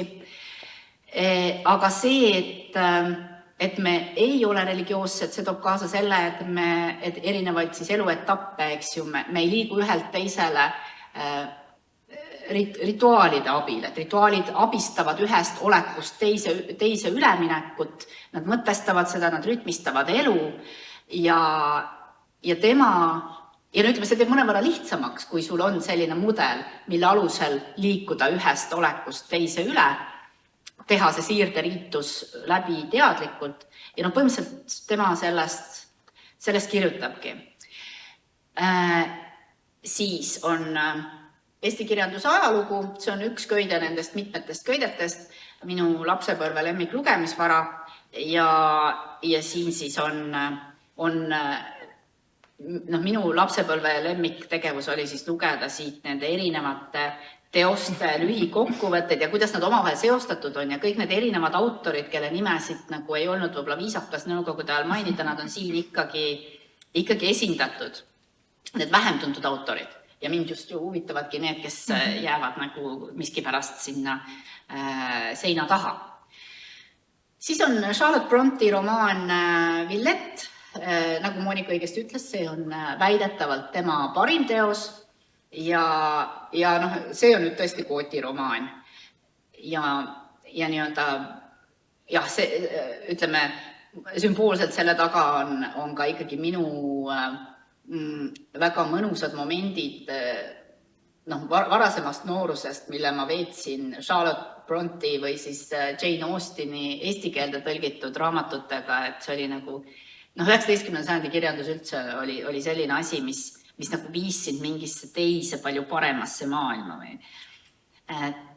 Aga see on ka väga salapärane lugu. Põhimõtteliselt see on, aga sisu on see, et noor neiu läheb Brüsselisse kooli õppima ja siis ka koduõpetajaks ja siis juhtuvad temaga enam-vähem need samad asjad, mis Jane Eyre'iga juhtusid seal Jane Eyre'is, aga veel salapärasem. Ja siin on kusjuures seesama moment, see moment, mis nagu nendest pagulasteostes, eks ju, et siin on ta ka võõrsil ja tunneb ennast seal nagu kuidagi äralõigatuna ja üksikuna. Ja et kui ka Jane Eyre'is on võib-olla seda momenti, siis siin tuleb see eriti esile. Siis on Jaak Põldmäe Eesti värsiõpetus, kus on võetud siis luule pulkadeks lahti ja siin, ta on mõnes mõttes, ta mõjus mulle ka antoloogiana, sest siin on tõesti väga palju näiteid Eesti luulest ja nad on esitatud, eks ju, süsteemselt ja siin on kogu see luule, ütleme siis, eriti vormiluule, ütleme siis matemaatika lahti võetud ja see, ütleme, varases 20-ndates mind nii tohutult köitis, et see oli nagu, luulest sai nagu mingi mustkunst heas mõttes minu jaoks, et ma nägin, ja seda rohkem hakkasin imetlema seda, kuidas väga head luuletajad kirjutavad vormiluulet nii, et see on, et ta on täpne, puhas ja samal ajal ta annab kuidagi selle annab ka selle idee midagigi kaotamata edasi, et sa suudad kahte asja saavutada korraga, et selle ülitäpse vormi puhtalt ja ka siis selle tunde või pildi. Üks huvitav on, mõtleb, et osad paljud luuletajad ju tegelikult ei tea sellest mitte midagi, sellest hästi vormiõpetused, intuitiivselt sa mõtled, et kindlasti mingi hetkel nagu treenivad ja need asja uurivad, aga väga paljud luuletused on sündinud nagu, kuidagi neil on see tunne nagu. Jah, ilmselt nad ka siis ei kasuta ka neid keerulisemaid vorme, et aga vot ongi ja siis siit ma jõuan selle Elizabeth Bishopini, kes on siis Ameerika poetess, 1911 ta vist sündis ja kuskil seal siis sajandi teises pooles suri, eesti keelde teda tõlgitud ei ole ja siin on vabavärssi ja mulle tema vabavärsid tunduvad peaaegu selliste miniatuuridena ja need meeldivad mulle ka väga, aga selle kõrval ma tõsiselt naudin tema sellist, ütleme, keerukamat vormiluulet ja talle just see Villanelle oli see vorm, mida tema nagu meisterlikult valdas ja miskipärast ka armastas rohkem kui midagi muud ja ma ei kujuta ette, kuidas eriti just neid Villanelle tõlkida, et vabavärss veel kuidagi.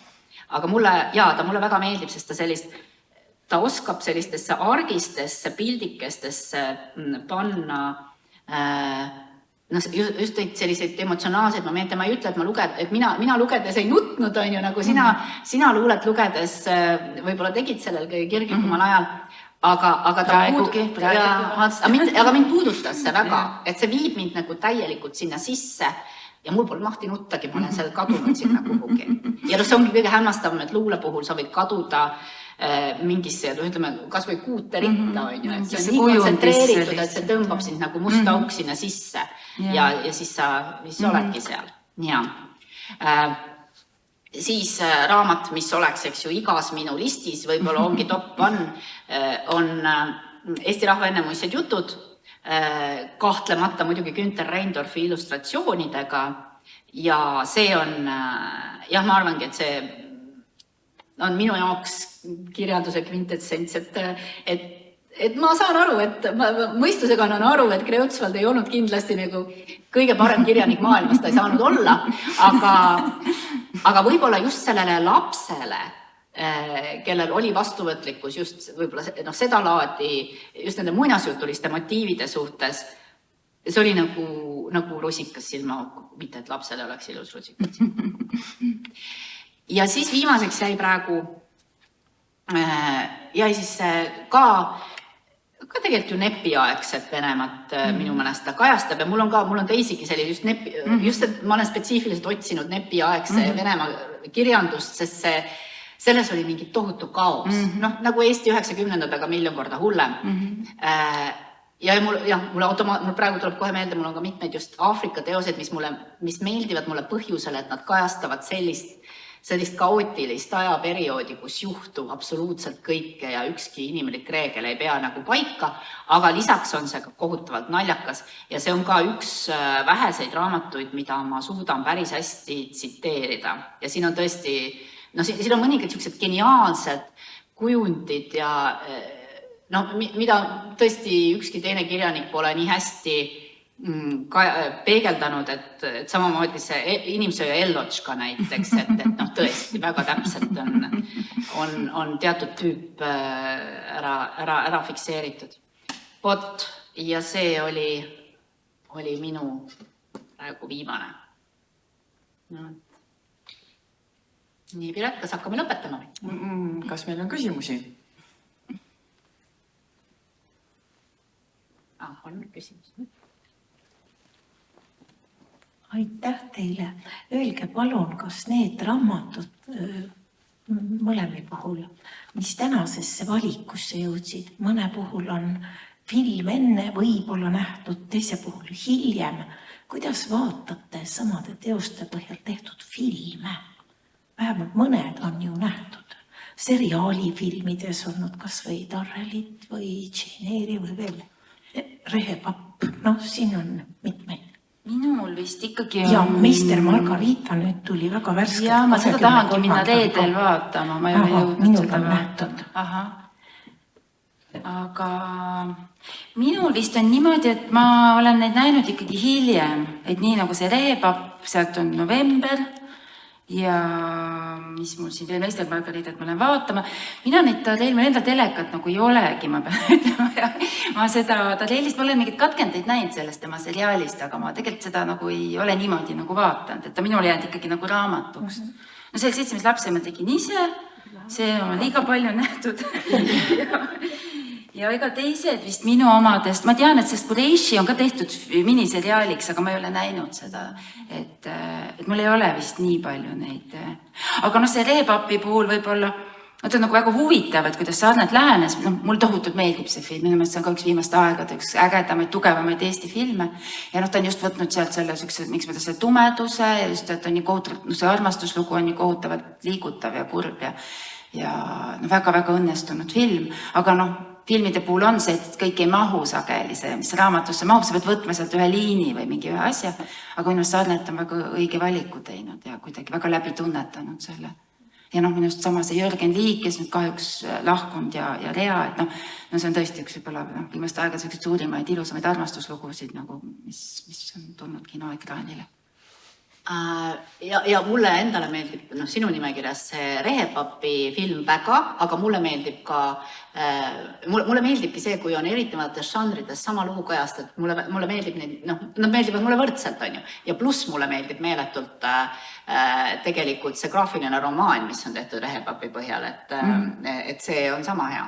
Siis, ma pean tunnistama, et Seltsimees lastega, et ma enne nägin filmi, kui lugesin raamatut, aga mulle raamat meeldis, aga film mulle meeldis isegi kohe väga. Ja minul, siit sai nagu mainitud, et see Jumalate metsast on tehtud film, ma olen mitu korda mõelnud või üritanud, aga ma ei ole selleni jõudnud. Asi, millest ma olen näinud filmi või seriaali vist pigem, on see 12 tooli ja ma möönan, et võib-olla mõned need tsitaadid, mis mul peas kõlavad, kuna nad jooksevad koos mingi filmilindiga kahtlaselt selgelt, siis ja kuna nad jooksevad peas vene keeles, siis ilmselgelt nad on ikkagi sealt filmist pärit, et jah, ключи от квартиры, где деньги лежат. See raudselt ma seda raamatust ei lugenud. Aga nii et kuigi ma ei mäleta, et ma oleks tohutu fanaatik on filmil, aga ju ta siis nagu täpselt õigesse kohta tabas mind. Mul on kindlasti mingeid muid raamatuid, kus ma olen enne filmi vaatanud, aga ma kipun ikkagi ennem lugema. Ja ma pean ütlema, et kui ma mainisin seda Charlotte Brontë Jane Eyre'i, siis ma olen vist näinud kõiki neid variante, aga ükski neist ei ole võrreldavgi sellega, mida ma lugesin. Ja võib-olla siin ongi tegu sellega, et kui sa loed nii varases nooruses, siis sul tuleb see pilt nii selge, et ta hakkab oma elu elama ja kahjuks ükski filmikunstnik ei jõua sellele ligi. Nii et see nii elav ja nii nagu habras ja kuidagi tugev. Ja Oblomovi film on ka tehtud. Mihhalku. Oblomovi.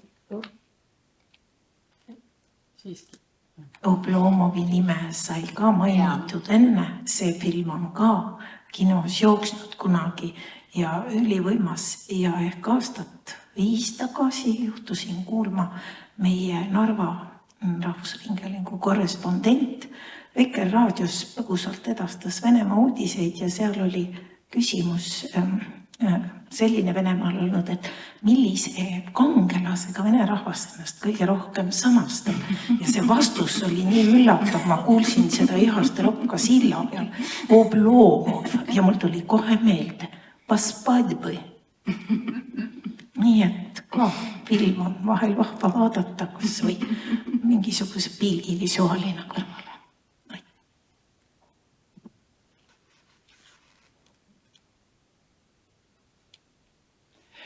Nii, aga nüüd kuna oli juttu ka sellest, et on pagulaskirjandus olnud teie mõlema jaoks oluline, siis mina samal ajal meie külastajatele teile endale ütlen ka, et meil on väga hea pagulaskirjanduse audiovisuaalne näitus, Jan Kausi kureeritud, et ma soovitaks, kui ei ole, sellest ikkagi läbi tulla. See on 45 minutit, on ju, ka külastajatele. Et see on viimased paar kuud tegelikult, jaanuari alguses me paneme selle kinni.